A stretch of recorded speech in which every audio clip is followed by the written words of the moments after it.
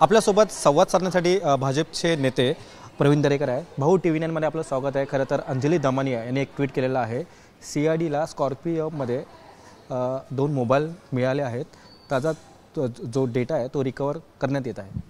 नाही, मला वाटतं अंजली दमानियांना जी काही माहिती मिळेल ती त्यांनी पोलीस प्रशासनाला दिली पाहिजे।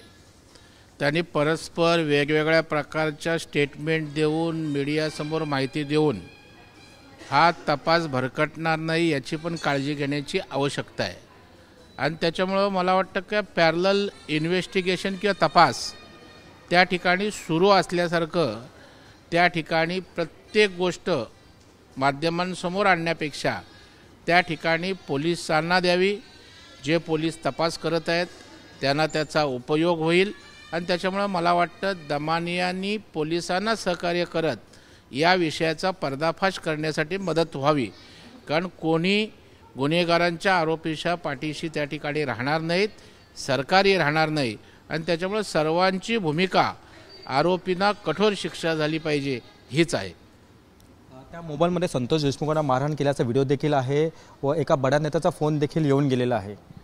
नाही, मला वाटतं शेवटी आता आपल्याला तुम्ही त्या संदर्भावरून बोलताय, मी आपल्या सांगण्यावरून बोलतोय, यापेक्षा प्रत्यक्षदर्शी त्या मोबाईलमध्ये जे काय आहे तो मोबाईल किंवा ती माहिती पोलिसांना उपलब्ध करून द्यावी। पोलीस त्यावर त्या ठिकाणी इन्व्हेस्टिगेशन करतील, तपासतील आणि त्याच्यावर कठोर कारवाई करण्यासाठी त्या ठिकाणी ज्या ज्या गोष्टींची उपयुक्तता होईल त्या उपयुक्त गोष्टी त्याचा वापर पोलीस करतील। भाऊ, त्या असा देखील म्हणतात की तो बडा नेता कोण, त्याचं नाव त्वरित जाहीर करावं।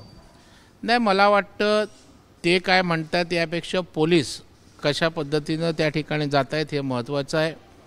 पोलिसांना राज्याच्या मुख्यमंत्र्यांनी कडक आदेश दिलेत, देवेंद्रजींनी कडक आदेश दिलेले आहेत आणि त्याच्यामुळे पोलिसांना फास्ट तपास करावाच लागेल, आरोपींना पकडावंच लागेल। आणि मला वाटतं दमानियांनी सांगण्यापेक्षा पोलिसांनी या गोष्टी आज त्या ठिकाणच्या जनभावना लक्षात घेऊन गतीनं करण्याची आवश्यकता आहे आणि दमानियांनी आवश्यक त्या गोष्टी त्यांना त्या ठिकाणी ज्या काही उपलब्ध असतील त्या दिल्या पाहिजेत, जेणेकरून कारवाई गतीनं आणि कठोर होईल।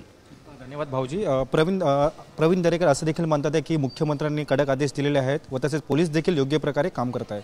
कॅमेरा पर्सन योगेश सावंतसह मी रवी खरात, TV9 मराठी, नवी मुंबई।